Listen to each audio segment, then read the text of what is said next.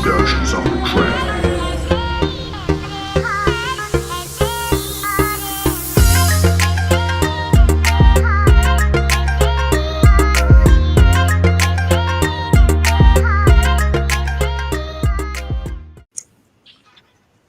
Hey, what's up, everybody? This is Case Study QB, and we are the Political Junkies with my guest. We go straight to my guest. And, to me, she's not a guest because we've developed such a great relationship ever since she ran for office. She was one of the first people to be part of the People's Gauntlet. And I'm just so blessed to have Allie on the stream. Allie, say what's up to the people. Hey, what's up? I am super happy to be here. Thank you for the invitation. Yeah. It's been a crazy year. All right. Yeah. So definitely we're gonna get into it. And I didn't even tell you this beforehand, but I want you to kind of riff a little bit on running as a candidate, what you learned. You don't have to go too much into it, maybe 2 minutes. And just to cause I know this is your first interview as after coming out of the race. And so if you don't mind, if you could give us a little insight. Yeah, well, I could talk for an hour on that. Yeah. I think so. First of all, I'm glad I ran. It was an amazing experience, an amazing learning experience. I think that overall, I was the only challenger who I was the only person who has challenged the incumbent. There was one person last year, and I'm the only person who got as much attention, got as much local support, etc. And what I learned is that the local parties erupt, and they're supposed to provide equal support to both parties. And I was very naive. I believed that they would do that. And that is not the case. And I think the biggest thing I learned is that there's a lot of deception in politics. And while that sounds like, wow, you're just realizing that, I'm really just realizing that because I came from a world where, I came from the world where people were trying to save the environment and genuinely wanted to do the right thing and help. And when they said something, it was more or less true. And so I think that was the biggest thing I learned. But I also learned that there are some amazing, amazing people out here who are trying to make a positive difference. And that there's a lot of hope for the future. And not only people like you and others doing independent media, but just people on the ground here who are really working to try and fight against that machine, against that system. I will say the one thing that surprised me the most was that the incumbent, Jerry Connolly, in 14 months of running, managed never to cross paths with me once. Like he managed never to be in the same room or, the same meeting. And there's no way that was accidental, right? Yeah. So Ali, we're gonna, what I'm gonna do? I'm gonna arrange me and you're gonna have some time to talk about it, and hopefully I could get an hour of your time because I think this is something that people need to know. You don't usually get this side of the equation, and I also want to do it for Armani. I have to hit her up just to kind of have like an exit interview kind of situation. But yeah, definitely. Are you up to it? Yeah, I'd love it. Awesome. I'd love it. Right. I wouldn't mind being on with Imani either. I mean, she's awesome. Okay. And I think that I'm going to guess based on what I followed her race a little bit. I'm guessing she and I faced a lot of the same kind of challenges. So there may be some parallels there. That'll be a good idea. I'll see if she's up to doing a joint screen. All right. So I got my man Day is in the building. So we're going to bring him on as well. But let me go around the horn real quick. Yeah, Day, what's up, my man? Hello, everyone. Hi, Ali. Hi, hey. John. Hey, it's good to see everybody. Sorry, I'm like my brain. Day is so happy. He's like so happy to be here. He's like cheesy from one end to the other.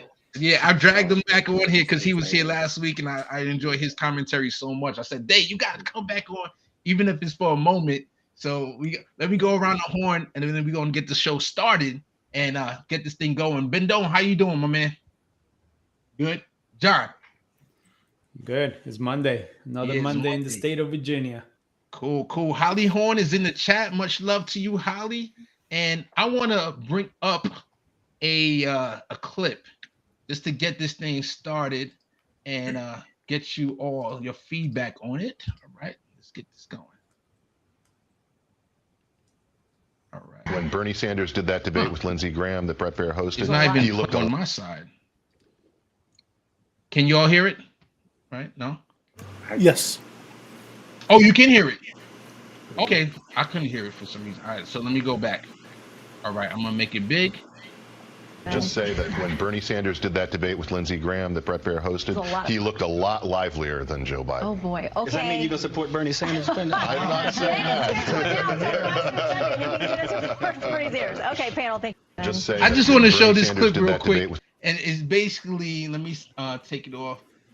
Basically showing that even conservatives know that Bernie Sanders got a lot more acuity than Joe Biden. So I'm wondering, Bernie 2024? I know some people saying no, some people saying yeah. Let me go around the horn. Let me go to my guest first. Allie, what do you think? You know, when Bernie ran last time, I had this long conversation with my father, right? And I'm like going over the policy for policy. He's like, yeah. And he's agreeing with everything. And then he says, but he can never win in a general, so I'm not going to vote for him. And I'm like, what are you talking about? And I think that, you know, I would love to see it. I mean, who else do we have, right? There's, you know, not anyone else that I can think of who would do a good job, but you're going to have sort of the mainstream or whatever you want to call them finally realize that we need someone like Bernie, because that's the only way we're going to be able to get anything done or really have a chance against a Republican in 2024. Because yeah, I hear you. Dave, what you think? First and foremost, it's not hard to look livelier than Biden if you actually believe the things that you say out of your mouth.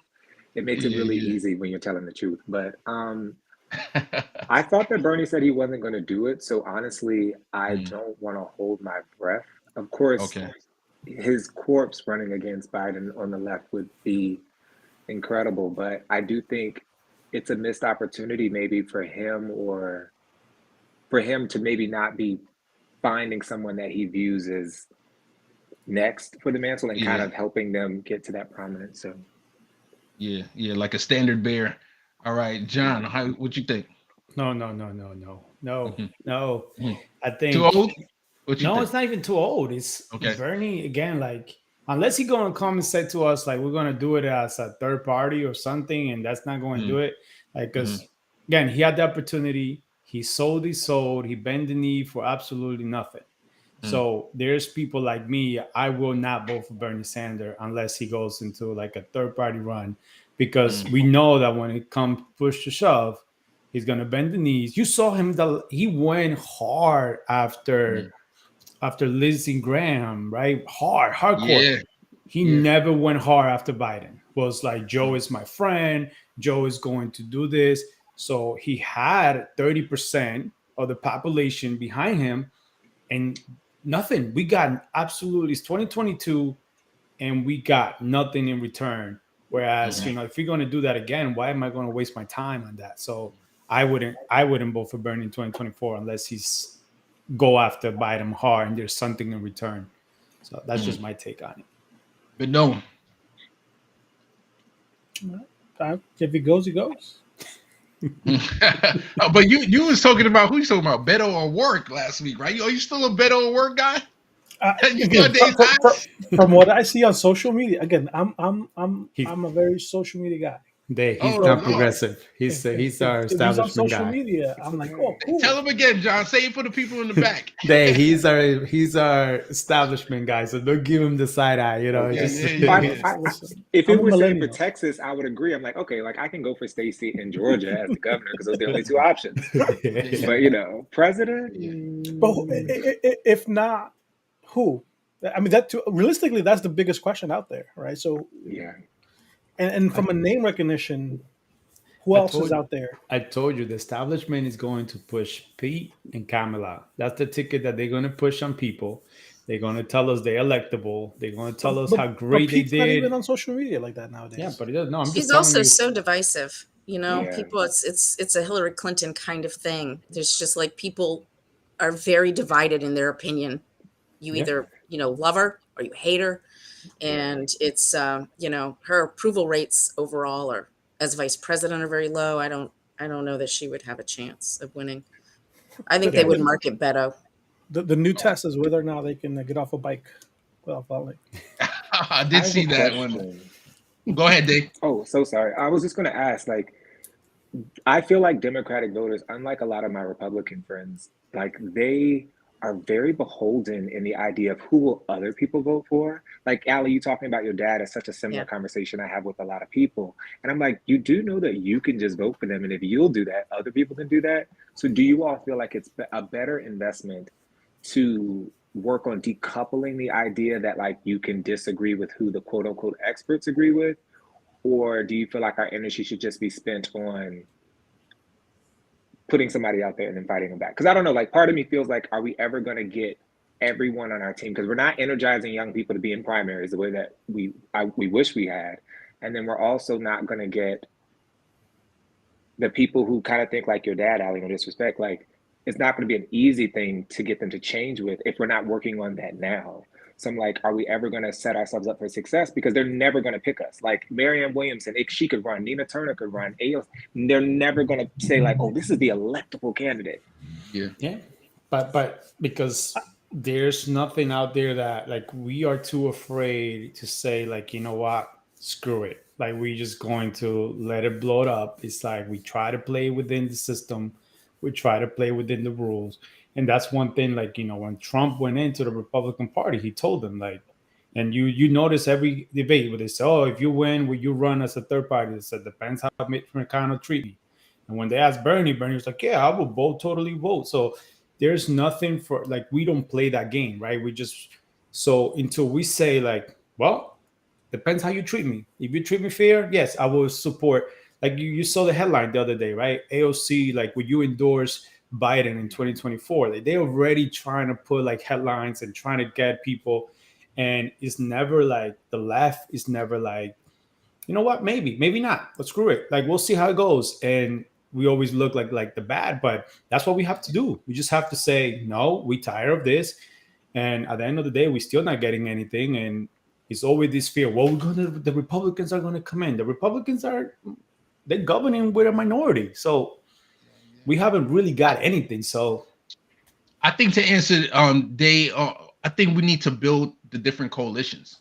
I don't think there's not this one solution. You have to build like what Obama did the first time. He built a lot of energy among young people, but then he also had energy among just the Democrats and the traditional Democrats. Because remember, it wasn't until Iowa, I believe it was Iowa, when he won that first caucus.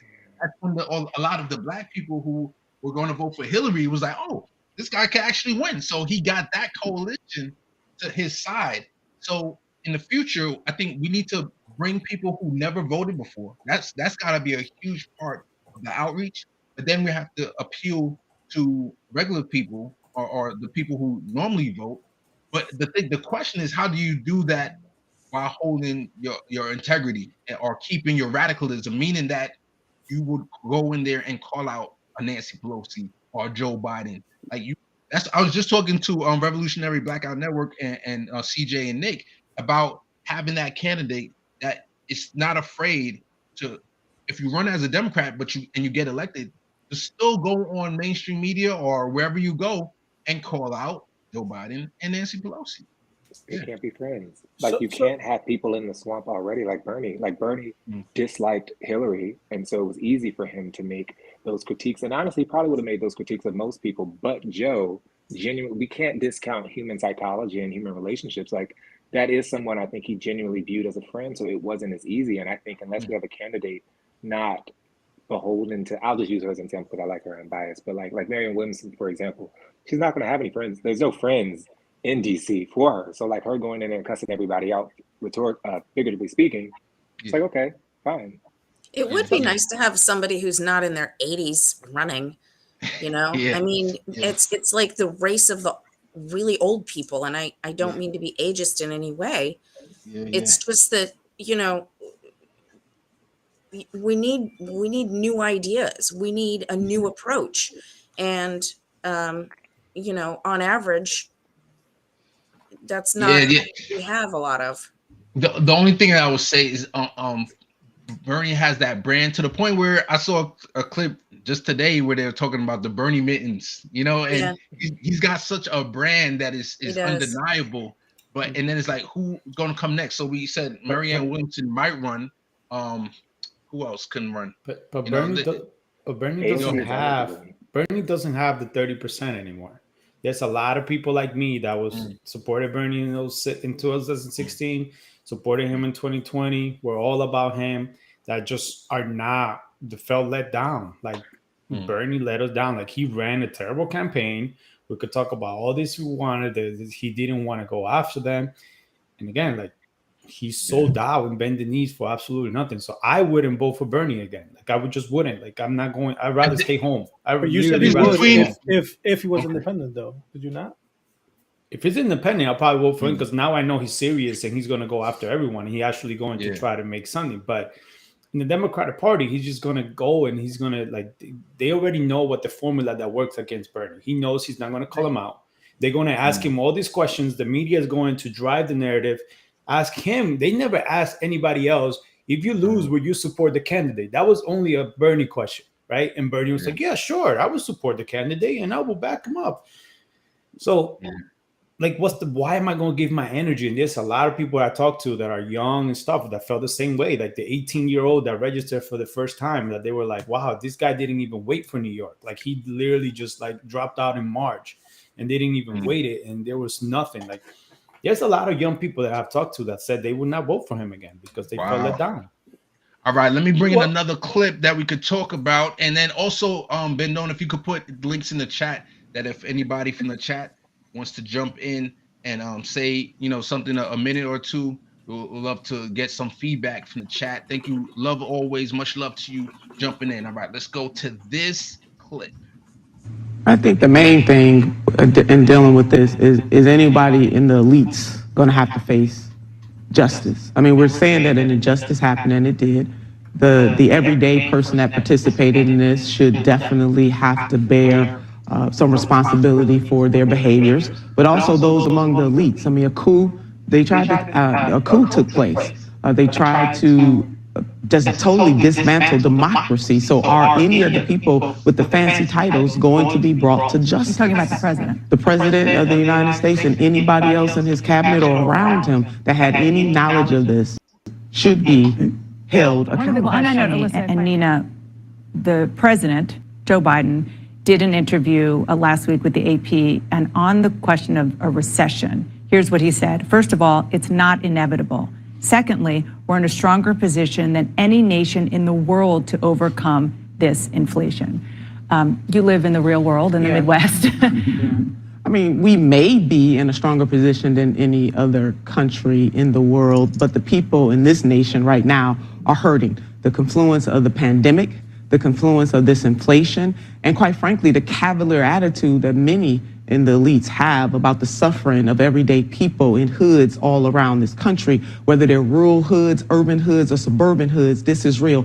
I mean, look, the gas prices in California, for example, are higher than the federal minimum wage. In my state of Ohio, gas prices are over $5 a gallon and don't need premium, because if you need premium, even in Ohio, you're paying almost $6. There are things that can be done. You know, I was talking to stratification economist, Dr. Derek Hamilton, who was saying that we understand that inflation at some points will happen. But what will we do as a nation to drive down the level of pain that people are feeling in this country when they can't afford their food, they can't afford gas? You got to go to work, but you can't afford the gas. There are things that can be done. The Fed can actually be a lender too. The Fed can jump in here. They can do more than just increase rates. They can actually jump in here and do something. So more has to be done. And she's doing, actually, I agree with everything you just said. My daughter is expecting the whole baby formula thing. They knew or should have known. It's the whole supply chain issue. The Fed raising interest rates, inflation, stop spending. And thank God for Joe Manchin. But not for him, we would have been in a worse Senator, situation. We're not going to thank God for Yeah, we are. Because this is not about listen. When I was there, respectfully, when I was there, it was $9 trillion national debt. We're at $30 trillion. You can't keep spending and spending and spending and expect. So, oh man, she did us for a loop, right? I mean, the commentator Scott Brown from Massachusetts, he was there right before Elizabeth Warren took that seat. And man, he started off nice. Said, "Oh yeah, I agree with everything you said." But then he said, "Thank God for Joe Manchin." I'm like, what? You got a double take there. Let me go to Allie, and then I'm going to go to Day next. Allie, what you think? Oh, Allie, before you talk, can I ask? I want to ask everybody, how is inflation affecting you? So that I want to ask you that, Allie, first, and then you could comment on the video. So at the risk of sharing a little too much personal information, inflation is affecting me pretty directly. I'm not working right now. I wasn't working so I could run for office. And I am trying to get student loans because I've got 2 kids going off to college. I don't qualify for student loans because I don't have the income. So now I'm looking at mortgaging my house so that So inflation is directly impacting because my savings is just like, going. Wow. Yeah. It's so yeah, I'm just like every other, parent with kids basically in the country who's trying to deal with the fact that, food prices have gone up 30% and gas is crazy and we drive a lot and, this is just the reality of a lot of people's situation. Do you agree with the solutions, some of the solutions Nina talked about? And if you were elected, what would be some of the things that you might have as a solution? First, I think Nina is amazing. I'm a huge fan. I think you know that. Anybody who followed my campaign knows that. I think it's horrible the way she was treated, and she should be in office now.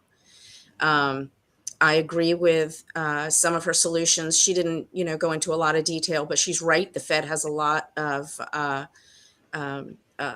options, and anybody who's heard me, you can eat more salad with a fork than you can a chopstick, and they're doing the single chopstick approach, and you really do need to use a multi-pronged approach to solve complex problems. And this, inflation, recession, whatever, the economy is a very complicated and multifaceted. There are supply chain issues. There are definitely, spending issues. I think, has everybody forgotten that the vast majority of the COVID packet went to huge corporations instead of to individual people? Is anybody remembering that? So, I think that her solutions, which she touched on, are worth exploring and need to be done. And the fact that she's talking with economists is the exact right approach, rather than saying "Yay, Joe Manchin," which is, that's irrelevant. It's irrelevant to solving the problems of today. Definitely. Dave, let me get you in here. So how is inflation affecting you, and then what you think about this clip? Yeah, I feel really fortunate that, like, unlike a lot of people, like, I'm still able to function. And first of all, Allie, I couldn't imagine all the things that you listed, like going through that. It's tough, and I'm sure it's a very, very common experience for most Americans. Like, I feel very privileged that I'm still able to meet all the needs that I have. But with that being said, I'm still very aware of the adjustments in my expenses. And, that's still not an enjoyable experience. I'm not wealthy, so it's like it's not easy to have to budget or account for more. And the same thing I just paid $2 for is now 8. But I am grateful that I'm able to make ends meet. But I think as far as listening to Nina and listening to, I think what frustrates me the most is the fact that unfortunately the narratives that people like that senator use, that was pushed so much that people aren't aware that just how wrong it is. Like the Fed's limitation in terms of like, they only have a certain amount of tools that they can use.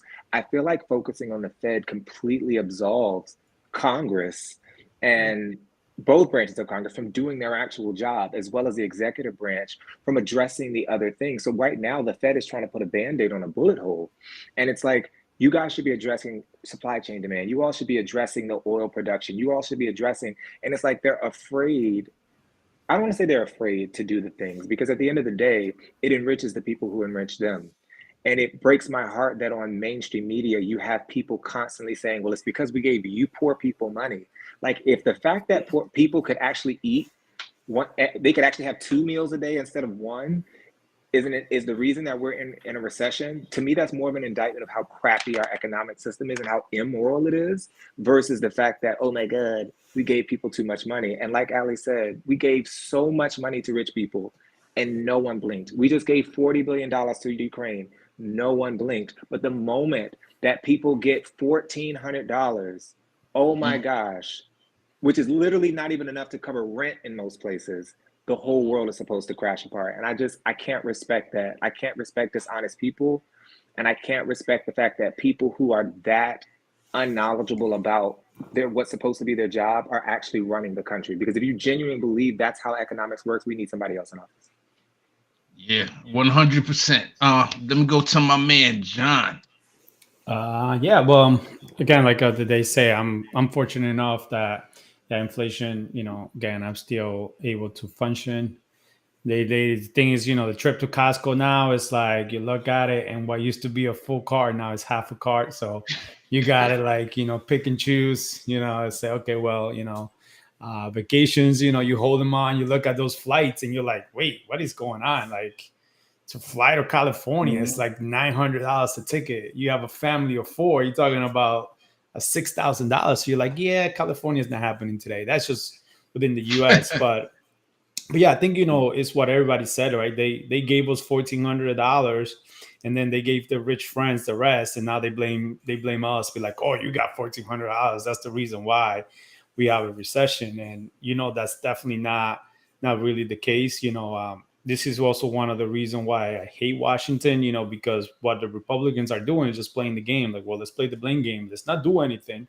They're not doing anything to solve the issue, just blaming the Democrats, right? So you got all these Democrats and they're like, oh, thanks God for Joe Manchin.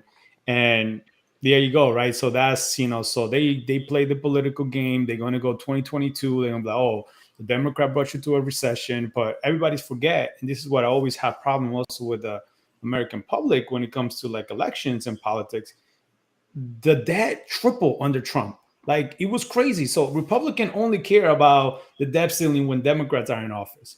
But all that 32 trillion, whatever he talks about, what 20 trillion of that was Trump. So all of a sudden, like the debt is an issue and it's a problem. And like that's why I always say, term limits, put an age limit on all that stuff. And even if you recycle the same people, at least there's some hope.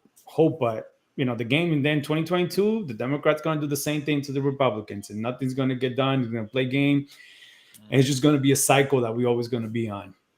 Yeah. So I'm gonna jump in myself, and then I'll go to Bendon last. And to me, the gas is definitely affected me. And being in New Jersey, it used to be that people, like my parents, would come over from New York City and visit us, and we're like, oh yeah, we're gonna wait to fill out tanks over in New Jersey because we always had traditionally cheaper gas than New York, but it wasn't. We had Chris Christie who changed that, and unfortunately, so now it doesn't even make a difference anymore. And luckily, I take a train to work, so I don't really the train costs never changed. But even with the little bit of the time that I use my car for emergencies here and there, I see the gas prices going up. So let me go to Bendone for the last, and then we go to one more clip, and then we got 4 stories that we're gonna get into. No, I mean, similar to John, I think I'm very privileged in the fact that it hasn't been too much of a hit. Other than I don't go to Costco's, I go to Sam's, and you look at certain things, and you're like, yo, I was here last week, and it was like $3.47, and now it's $8.75. You know, you everything, like not even that. Anything you pick up is like $10 off the rip nowadays. Yeah. Gotcha. All right, we go to this last clip, and then we got some articles that we're gonna talk about. All right. Elon Musk. So what I would say, I'm focused on Van Jones Van. Let's go back to where that all started from John right there. This Texas special election that Democrats lost. How much of a warning sign should that be for the Democratic Party? Everything he said is 100% correct, and I think it should be a big warning sign. The Republican Party has a strategy now. Well, frankly, there are 4 parties in the country. There's the progressives, there's the establishment Democrats, there's the Republican conservatives, and MAGA. MAGA has a strategy. It's not just Trump, it's Trumpism. And what is Trumpism? Trumpism is attempting to become the party of the multiracial working class. That shocks liberals. They can't imagine that. But what they are doing is they're right on culture. That's true. CRT, trans is bad, but they call it parents' rights. So they're marketing their rightward move on culture really well. But they're also moving left on economics. MAGA sounds like Bernie Sanders when they're talking about American terrorists, talking about American jobs, when they're going after big companies. And so by moving left on culture, left on economics and right on culture, that's appealing to working class voters, including black and brown voters. Democrats don't see this coming. We overreact to the cultural moves, underreact to the economic appeal, and you're seeing it pay off for MAGA. And so this is a very important moment. John Avalon, that should be seen by everybody 1,000 times. If Democrats want working class black and working class Latino voters, we're gonna have to change our strategy and respond to the MAGA threat. So what? All right. I just want to show that real quick, and then I want to show this thing before I get your commentation. In 1 second. Boom, share. Now he was talking about how they are masters at the culture wars and just getting their side revved up about it, and then they're stealing the Bernie Sanders economics and how deadly this is. Look at this article from the American Prospect, and basically it talks about how the RNC, look, this is called the RNC Community Center. So everyone, I've talked about the mutual aid political party projects here and there, and basically it's an idea of where people on the left can build community amongst each other. And here it is that the Republicans are starting to learn how to do it on their side, developing their community center. So imagine if they can meld their master of culture wars and CRT and gay rights, and they're able to bring out a certain part of their coalition, and then at the same time they're able to build coalition among minorities by having community centers. That's such a deadly equation that the left might be in real big trouble. Let me go to Ali first. Well, there was a lot there. Yeah, there was a lot. You can touch on anything you want to touch on. I still watch multiple news programs in the morning, and I try to watch the broad spectrum. And there was a story on the Fox Business News the other day talking about, I think it was like yesterday, the day before, talking about how Amazon is concerned that in 2 years, they're not going to have enough workers to do their fulfillment centers, right? They're not going to be able to find enough employees. And the person talking was saying, and it's because when Amazon moves in, housing prices skyrocket, and we have to have affordable housing prices. People have to be able to afford to live where they work. And I was like, wait, what? This is Fox? But you're exactly, or the commentator was exactly right. The Republican, in terms of that MAGA culture, is but Trump ran as a populist anyway. He ran as a populist. It's just he got into office and didn't actually do everything to help people the way he said he would. But people still think he did because he said he did.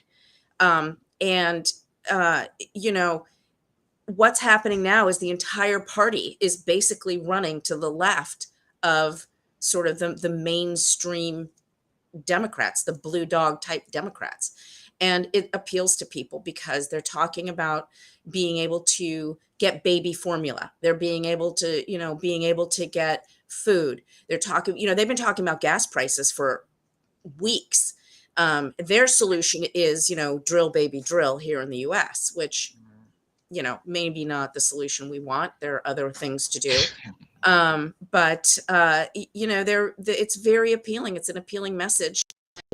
I think that Democrats do themselves a disservice by just saying Trump is bad, MAGA is bad, because it's the messaging is not bad. The messaging is targeting what people's needs are.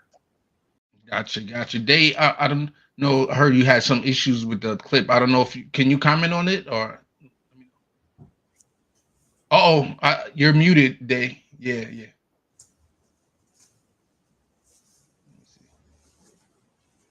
Yeah, I can't hear you. So let me go to John while we figure out what's going on with Dave.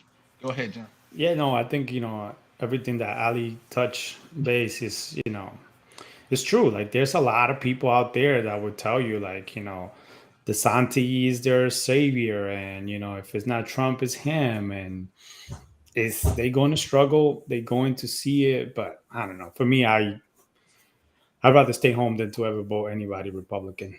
I just rather stay home. So, but do you think that your community, maybe not you, because you're a political junkie, like all of us here are pretty well versed in politics, but you think that they can trick some people who are low? Absolutely. Yeah, right. Absolutely. I have enough people in the Latino community that would tell you that during the Trump years, everything was better for them. Now they being affected, they can't get, like you mentioned, baby formula, gas prices. Everybody call about gas. That's going to be, and they're going to be like, they were like, yeah, I know Trump was doing all this stuff, but when he was in office, things were better for me. And they say that they will vote for him if he runs again, just because to them they felt less effective. So I seen it, I heard it, and and they said like Trump doesn't win, they talk about how great that Florida governor is. So it's really concerning, but there's no messages. The Democrats still on, we can't allow Trump 2.0 here. Trump is bad, and there's no messaging and no saying like, how are you going to affect that? Like, the price of oil barrels have gone down, but prices of gas is still going up. Like, how does that make sense? Like, how do you explain that? And you have to find a message. You have to find something that's not Trump is bad. And that's, I think, unfortunately, that is the message for 2022. And that message is not a winning message. We saw it in Virginia. They lost Virginia for doing that. They put a terrible candidate in there. And everything was like, oh, we can't allow, don't Florida, my Virginia, don't Texas, my Virginia. It's terrible messaging. You never said what you were going to do for us, and people didn't vote. People, so. Yeah, let's see if we got Dave back. Let's see. No, I can't hear you. Yeah, I don't know what happened, but I know Dave. I know you got to run, and I don't want to go into your writing time because I know you got to do some writing. So much love to my man Dave. Thank you so much for coming by. You're spoiling us. I might have you come back one more time next week. All right. Have a great one, buddy. See you later. Love my man Dave. All right. Yeah, Ben Doan, let's have you jump in. What you think about this? I think this goes as you guys were talking about this, it made me think of Dave's question earlier. At the end of the day, there's only two parties you're still referring to, regardless of the four categories. So how do you change that perspective, and then how do you actually vote or based on choosing one of these categories force a change to happen in the future? Because at the end of the day, whether you chose MAGA or progressive, if they're not really doing anything with the policies, then does it really make a difference? Yeah, that's true. Hey, these are a lot of things that unfortunately we're not going to be able to solve it here right now, but it's definitely something that we got to be aware of. Hopefully we can let our fellow people know that Republicans are trying to trick us. I don't know if anybody in the chat.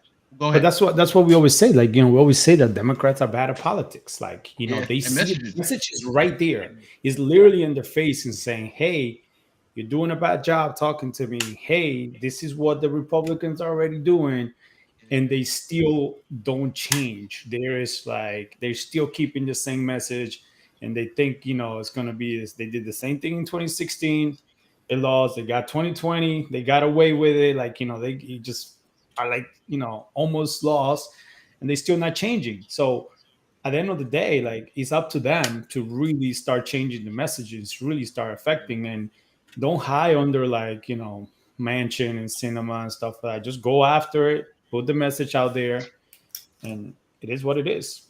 Yeah, Lamb the man who said, stop blaming Russia while you're at it. Yeah, John makes a really good point that I think can extrapolate to the national race, right? He talked about the Virginia gubernatorial race, and they put up Terry McAuliffe, who is a Clinton Democrat, who basically was like, I'm the anti-Trump candidate. Glenn Youngkin is the Trump candidate.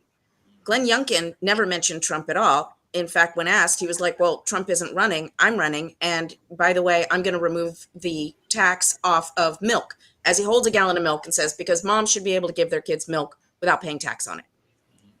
Yeah. Right? Which message worked better? I know, John, you was there in Virginia. What you think? Yeah, I'm telling you, the Virginia race was terrible, man. Like, I think I told Ali this. I told you guys. The minute that they ran Terry, I was like, they're gonna lose. Like, there's no. And I told you, like, people. Milquetoast Democrat, nothing new, nothing innovative. I'm telling you, the Youngkin people knock on my door and try to persuade me and telling me why Youngkins were good, and I'm a registered Democrat. The Terry McAuliffe people, they never once came to my house. So these people, like, they ran a campaign, they went at it, they put themselves away from Trump.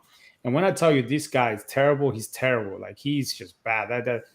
That governor we have right now, he's just, DeSantis 2.0. They like buddies, but that's how bad the candidate they put out there. All right. Yeah, but you wouldn't know it from the way he ran. He ran as, I'm your best neighbor. I'm a small businessman. Yep. I'm, it was. He ran an amazing candidacy. He really ran a great race, and he won because of it. So, without letting people know what his issues were. Sorry, you want to move on? Let's get to the article. So even though Carlito's not here, we're still going to play his graphic.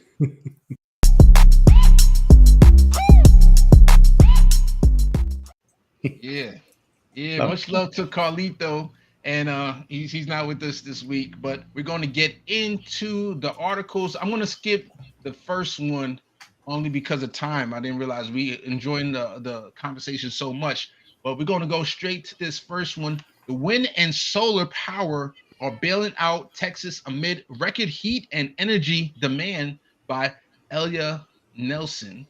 And basically it says Texans are cranking on the air conditioning this week amid an unusual early heat wave, setting new records for electricity demand in the state, which suppressed 75 gigawatts on Sunday and smashed the 2019 record. The Texas grid operator, it could approach the peak again on Tuesday. So basically, this article is talks about how renewable energy is helping out with the grid. Ali, what you got to say about this?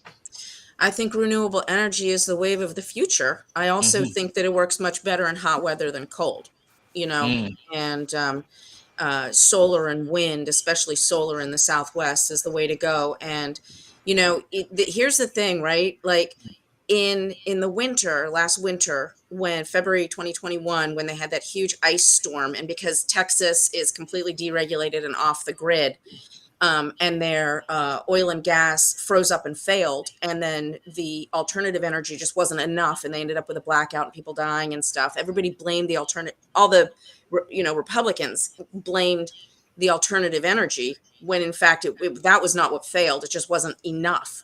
And I think this goes back to what we were just talking about, how Republicans are now messaging to the left, because now they're talking about, hey, look at this. This is really good. But they still do it in a way, we still need to put out the oil and gas because it's not enough. But the fact is that it's going to take time and it's a process, but I'm really excited to see, mainstream media covering the benefits of alternative energies. And certainly, there are downsides to certain alternative energies, but oil and gas is not a renewable. It's a finite resource, right? We're just not going to be able to continue in that way for a long time. So it was exciting for me to see some positive news coming out of such a, an R heavy state. Gotcha. I have something I want to talk about, but before I want to make John or Benon, do you have any comments before? The only comment that I have to this is again from a marketing and messaging perspective. I think the governor there was when at the same time this article was written or this whole conversation was going, he was like, we have the best energy plays. We're stacked for this upcoming year. We'll have no problems with the grid. Yet somebody on Twitter posted a clip of an email from the energy company saying to like keep their thermostat at 78, right, during these peak hours to avoid any blackouts. So it's like, how do you really, are you really listening, or are you trying to just sell yourself on what's going on good?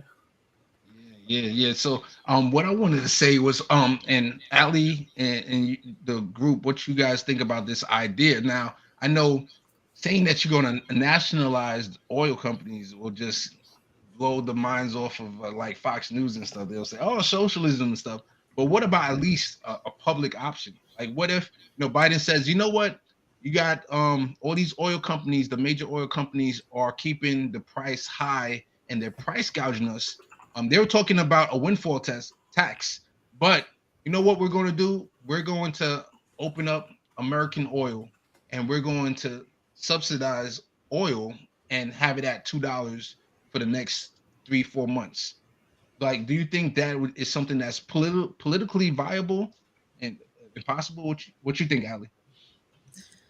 I don't think the federal government needs to be subsidizing oil companies who are making record profits, is like $41 billion in profits. So not subsidizing them, but like creating their own company to rival them. Oh, like I a see. Public option. Like creating a public.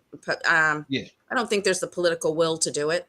I don't see it happening. Also, again, I mean, why are we going to continue to invest in oil and gas? I mean, it's tough right now, but the reality is that there are things that the government could do. For example, the government has significant tax rates on gas. In some states, as much as half the price of gas is a tax. If they really wanted to, maybe they could just get rid of that tax and then use, the federal government could subsidize the states directly for whatever those revenues would have been used for. Gotcha. That's an option.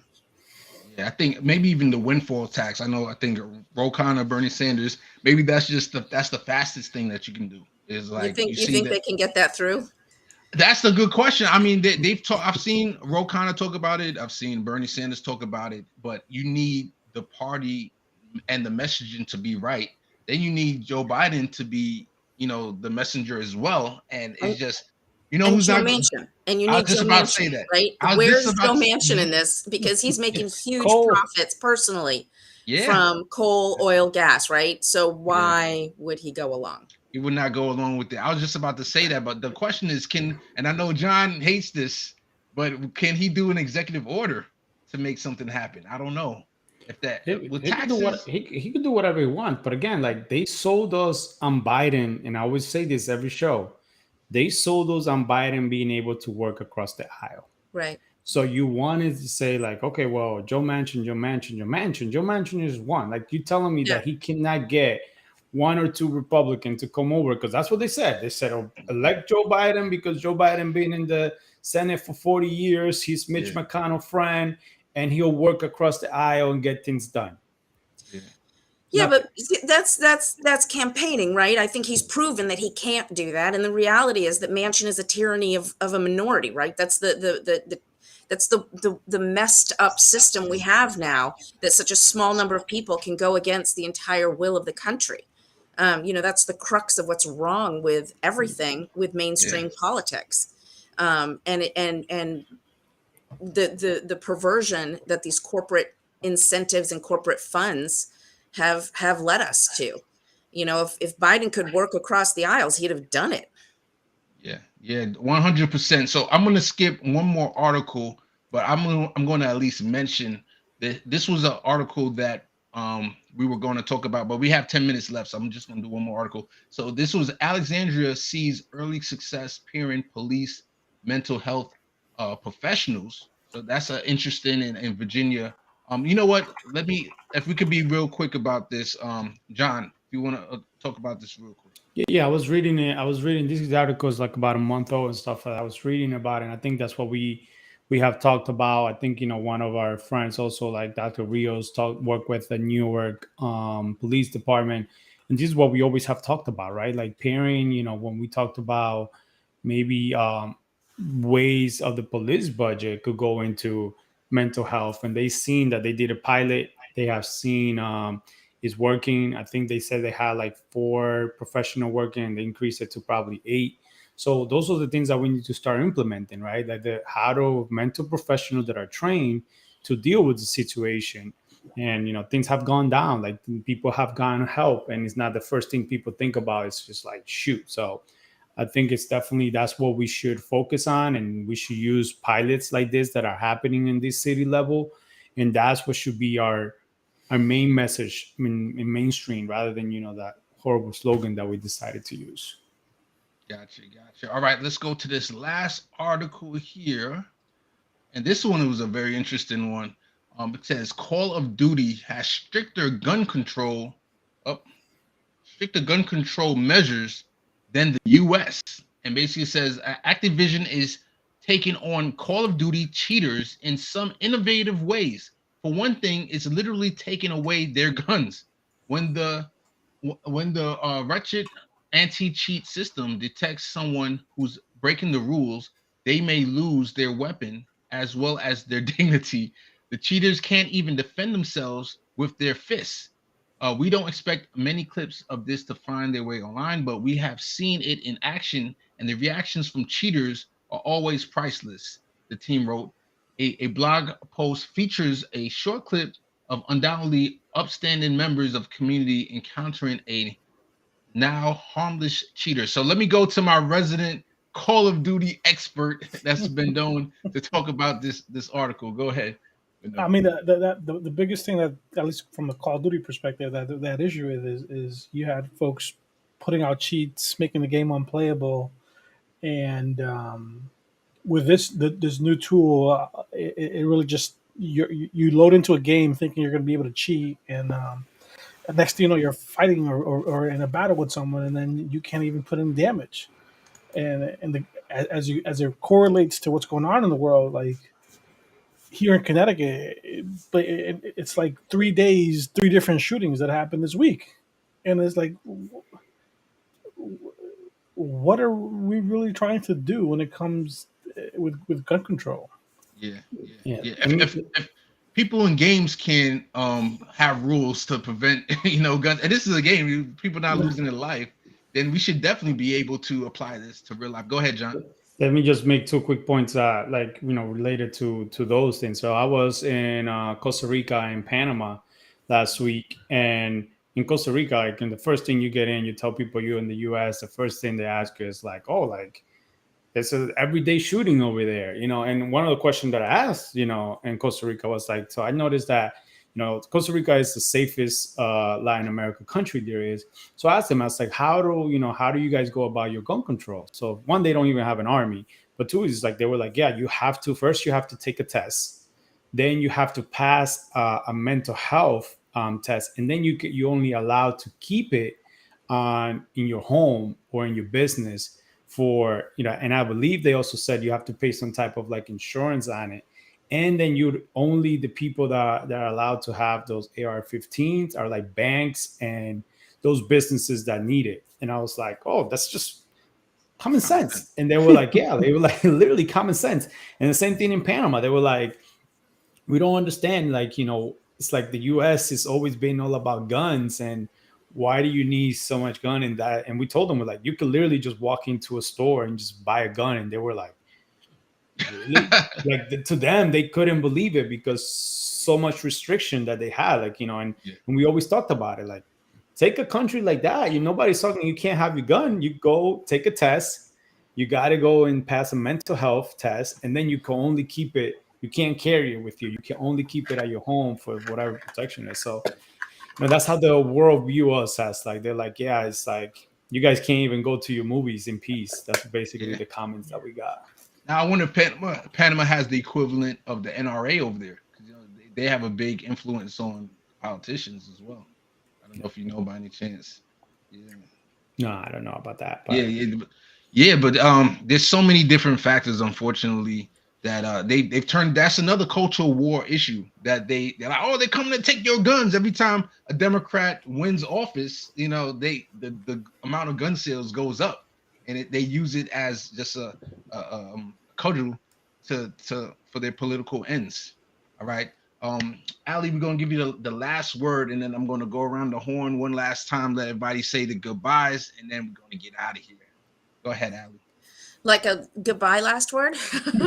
Oh, you could talk on this the gun reform, or you could say your last words as we end the show.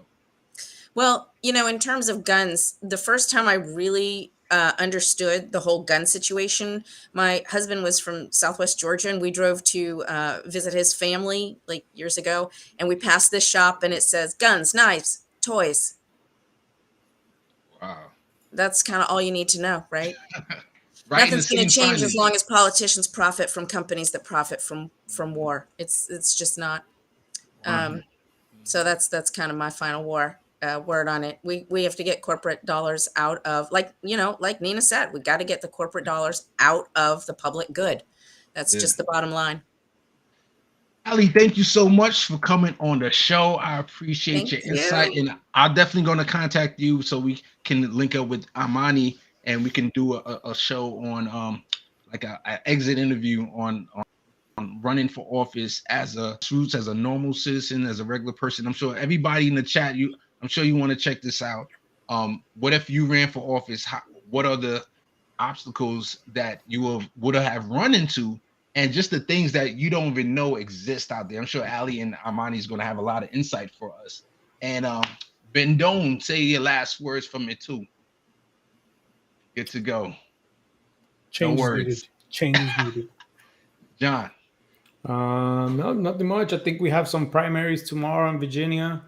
It'll be good to watch them, to see. I think there's currently 2 Democrat seats, so it will be interesting to see how they go. So let's keep an eye on those. It's always good to just keep an eye on how the local elections are going, and I think there's only one. I'm pretty sure that the establishment Dems did a good job. I think Victoria Vera Singh, right? Is there a second one I missed? I think there was 2. I got to check which one it was, but maybe there's one. But yeah, there's a couple there. But it's good. I always tell people, like, if you want to see like how the general sometimes, checking your local and see how it's going, and that could be something telling. And I think 2022, it's not looking too promising. All right, let me give some shout outs to the chat. Thank you for coming through, PJ Holly Horn, the love always. Thank you so much for coming through, Sterling W. Let me see. Neutron Star came out, and one of PJ Chris was in the building. Thank you so much for coming out. Lamb the Man, thank you so much for coming through, and Cynthia Cook, thank you also for coming out, and thank you. You could have been anywhere in the world, but you're here with us, having fun, talking politics, and I'm optimistic, man. We're gonna get something done. Something's gonna change. And we're going to get there together as long as we have solidarity. Much love to you. And let me just shout out our Patreons also real quick. Where's the Patreon? Here we go.